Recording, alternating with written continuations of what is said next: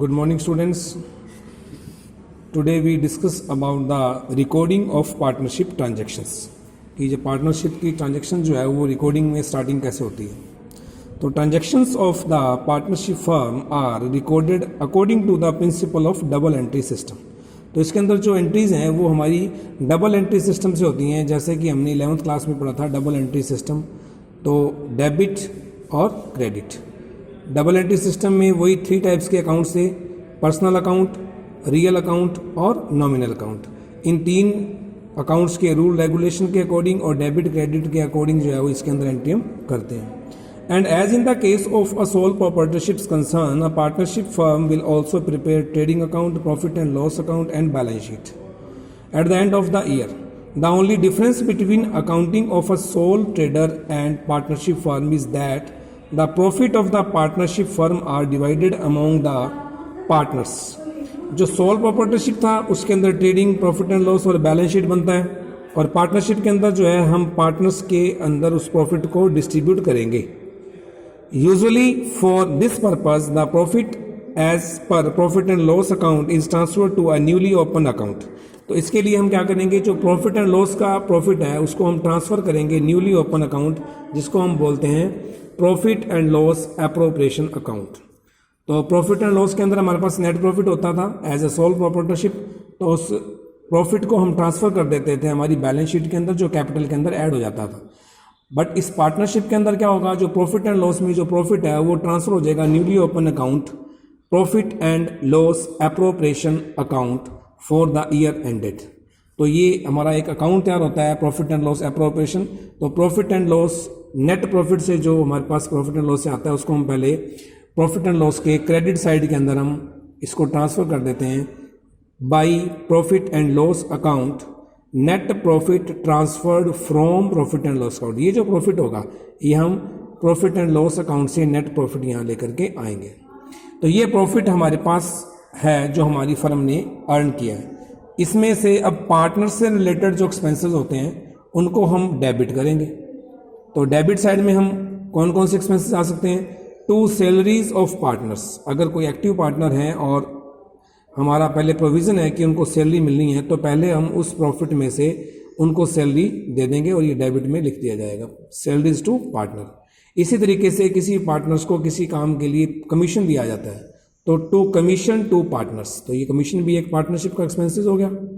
उसके बाद है to interest on partners capital if in provision provide. अगर हमारी पार्टनरशिप फर्म के अंदर ये प्रोविजन है, प्रोवाइड है कि हम पार्टनर्स को कैपिटल के ऊपर इंटरेस्ट देंगे, तो भी हमारी जो फर्म का एक्सपेंसेस होगा तो इसको भी डेबिट साइड में नोट किया जाएगा, to interest on partners capital. Suppose that कि 2 पार्टनर हैं ए और बी, जो जो उनका इंटरेस्ट होगा वो यहाँ नोट करके यहाँ टोटल अमाउंट उसकी नोट कर दी जाएगी. कोई भी फर्म है, कोई भी बिजनेस है, तो प्रॉफिट में से कुछ पैसा वो फ्यूचर के नीड्स के लिए रिजर्व में ट्रांसफ़र करके रखते हैं. तो जितना पैसा हम रिजर्व में ट्रांसफ़र करेंगे तो टू रिजर्व अकाउंट, ये पैसा रिजर्व में चला जाएगा, डेबिट साइड में हो जाएगा. अब टोटल प्रॉफिट हमारे पास इतना था, इसमें से ये हमारे एक्सपेंसेस हो गए according to partnership, salary of partners, commission to partners, interest on partners capital और रिजर्व. अब पार्टनरशिप के अंदर अर्निंग कैसे होगी, अगर कोई पार्टनर ड्राइंग करता है तो ड्राइंग के ऊपर जो इंटरेस्ट उससे चार्ज किया जाएगा वो हमारी पार्टनरशिप की अर्निंग हो जाएगी. तो वो भी क्रेडिट साइड में लिख दिया जाएगा बाई इंटरेस्ट ऑन ड्राइंग ए और बी. जो ए और बी ने जो इंटरेस्ट दिया है हमें ड्राइंग के ऊपर, ये हो जाएगा. तो अब क्रेडिट साइड का जो टोटल है वो ज़्यादा होगा हमेशा अगर हमारी प्रॉफिट में है फर्म, और डेबिट साइड का जो है कम होगा. तो क्रेडिट और डेबिट का जो डिफरेंस होगा वो हमारा एक्चुअल प्रॉफिट होगा जो पार्टनर्स के अंदर डिस्ट्रीब्यूट किया जाएगा. तो जो पार्टनर्स को डिस्ट्रीब्यूट किया जाएगा, जो राइट है पार्टनर्स का, तो उस प्रॉफिट को उनके कैपिटल अकाउंट में ट्रांसफ़र कर दिया जाएगा. तो ये जो भी रेशो होगा, इक्वल रेशो है तो इक्वल रेशो में डिवाइड कर देंगे, जो रेशो दिया हुआ है तो उस रेशो में डिवाइड कर देंगे, या कैपिटल रेशो दिया है तो कैपिटल रेशो में इसको डिवाइड कर दिया जाएगा. तो ये आपका to profit transfer to as capital account और करंट अकाउंट, बीज कैपिटल अकाउंट और करंट अकाउंट. ये करंट अकाउंट होगा या कैपिटल अकाउंट होगा, ये इसके बारे में आपको आगे की वीडियो में डिटेल में डिस्कस किया जाएगा. तो ये था students profit and loss appropriation account. आज बेसिक्स बताएं आपको, एक बार फिर से जल्दी से रिवाइज कर देते हैं कि नेट प्रॉफिट जो हमारे को प्रॉफिट एंड लॉस अकाउंट से मिलता है उसको हम ट्रांसफ़र करेंगे यहाँ. By profit and loss account net profit transfer from profit and loss account. और क्रेडिट साइड में एक आएगा जो पार्टनर्स ड्राइंग के ऊपर हमें इंटरेस्ट पे करते हैं, तो वो इंटरेस्ट ऑन ड्राइंग ए और बी का जो इंटरेस्ट है वो क्रेडिट साइड में आ जाएगा। अब पार्टनरशिप के expenses, if we pay the salary of any partner then 2 salaries of partners, if we pay the commission on any work to the partners then 2 commission to the partners, और if we provide interest on capital to the partners then 2 interest on partners capital A और B।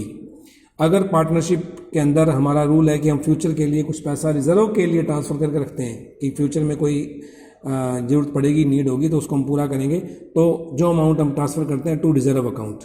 तो ये debit और credit में सारी amount आने के बाद जो डिफरेंस होगा, क्रेडिट साइड जो ज़्यादा होगी तब, तो profit transfer to as capital account और बीज कैपिटल अकाउंट, जो भी पार्टनर्स होंगे उनके कैपिटल अकाउंट में ट्रांसफ़र कर दिया जाएगा। तो ये है students profit and loss appropriation account, और इसको आप बुक में से डिटेल से आप इसको रीडिंग कीजिए। आई थिंक आपको समझ में आया होगा।